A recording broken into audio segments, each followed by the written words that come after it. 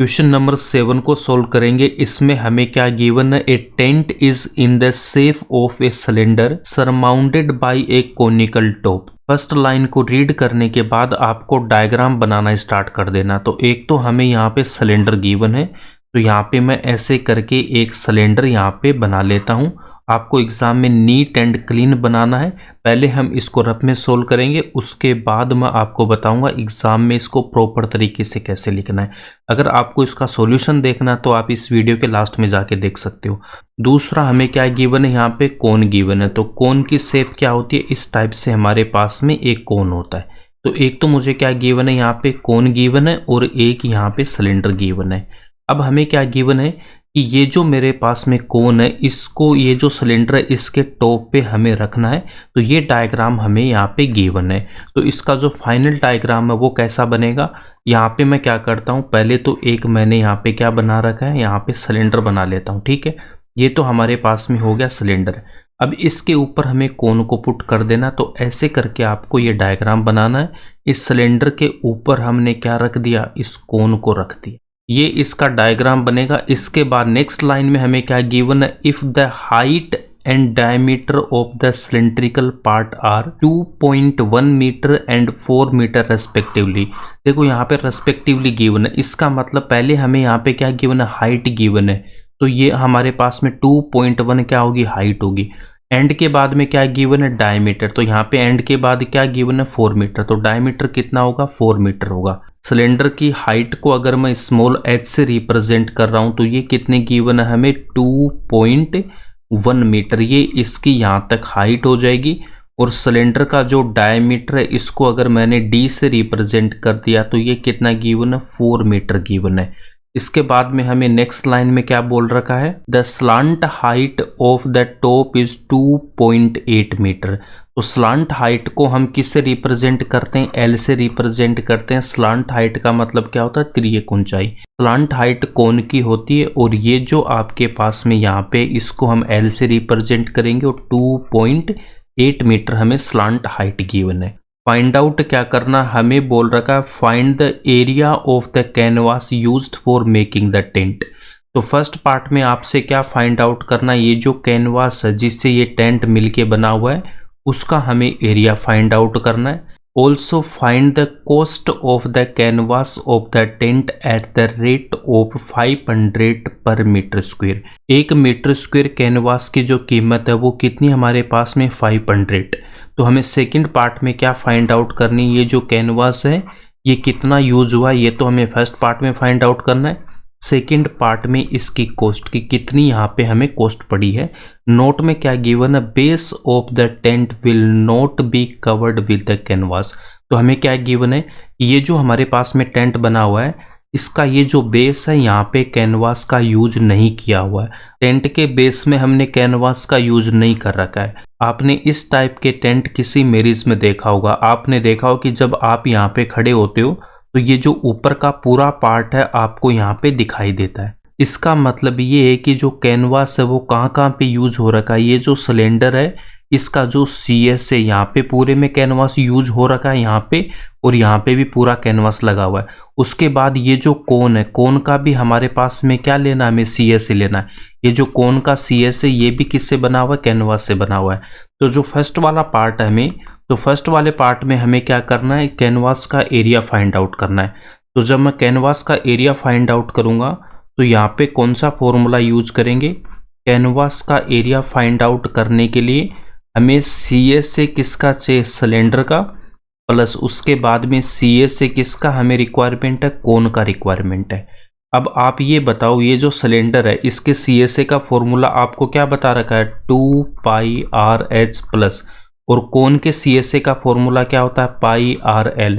अब यहाँ पे देखो अननोन क्या मेरे पास में, पाई की वैल्यू गिवन है क्या, हमें शायद पाई की वैल्यू नहीं गिवन है। तो पाई की वैल्यू यहाँ पे मैं क्या पुट कर दूंगा, पाई इक्वल्स टू 22/7। नेक्स्ट हमारे पास में रेडियस, क्या रेडियस की वैल्यू हमें गिवन है क्या, नहीं। तो हमें यहाँ पे क्या गिवन है, डायमीटर गिवन है।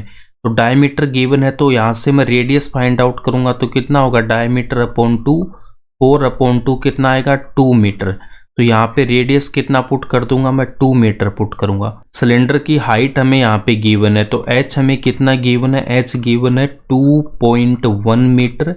नेक्स्ट यहाँ पे देखो पाई की वैल्यू भी आ गई, r यहाँ पे सेम होगा। सिलेंडर का डायमीटर एंड कोन का डायमीटर सेम है, तो रेडियस भी यहाँ पे कितनी हो जाएगी, सेम हो जाएगी।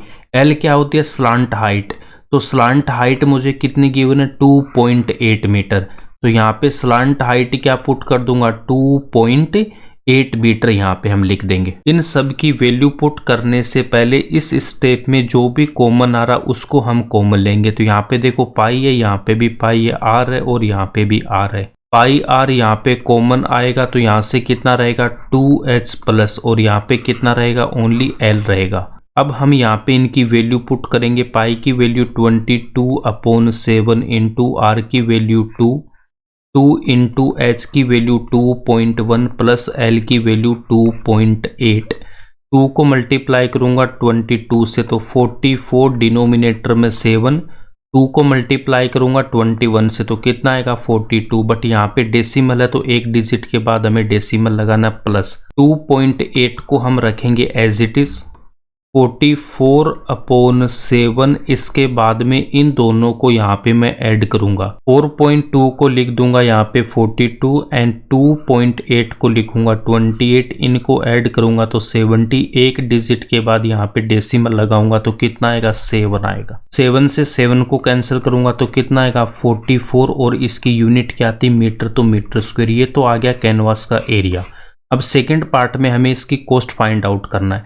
इसके लिए हमें यहाँ पे क्या इन्फॉर्मेशन गिवन है कि ये जो आपके पास में 500 पर मीटर स्क्वायर ये हमें गिवन है। इसका मतलब क्या हो जाएगा, इसके मैं आपको 2 मेथड बताता हूँ, ठीक है। तो फर्स्ट मेथड में आप कैसे फाइंड आउट करोगे, हमें क्या गिवन है, cost of canvas.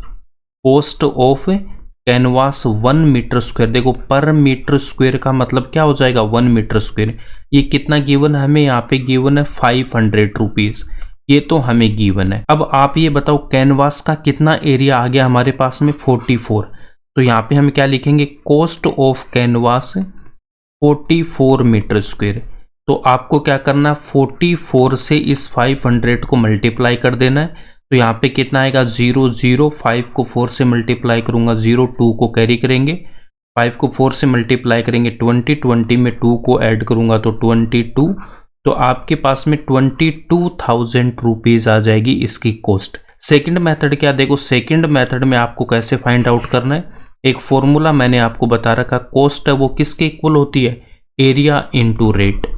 Area into rate के इक्वल होती है, ठीक है। तो यहाँ पे देखो एरिया कितना आ गया मेरे पास, 44 मीटर स्क्वायर। एरिया कितना, 44 मीटर स्क्वायर।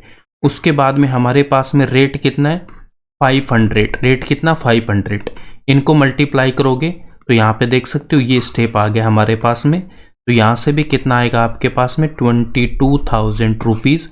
ये इसका आंसर हो गया। अब एग्जाम में इसको कैसे लिखना है उसको अब यहाँ पे देखो। एग्जाम में इसका सॉल्यूशन लिखने के लिए जो भी गिवन इन्फॉर्मेशन है वहां से हम डायग्राम बनाएंगे और जो जो इन्फॉर्मेशन गिवन है उसको हम यहाँ पे लिख लेंगे। Height of cylinder h equals to 2.1 metre. Hindi medium वाले हिंदी में लिखेंगे, इंग्लिश वाले इंग्लिश में लिखेंगे।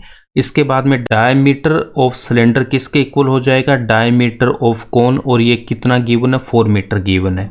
Radius of cylinder and cone इन दोनों की सेम ही होगी, d/2, तो यहाँ पे कितना, 2 metre. Slant height of the cone L equals to कितना गिवन है, 2.8 मीटर गिवन है।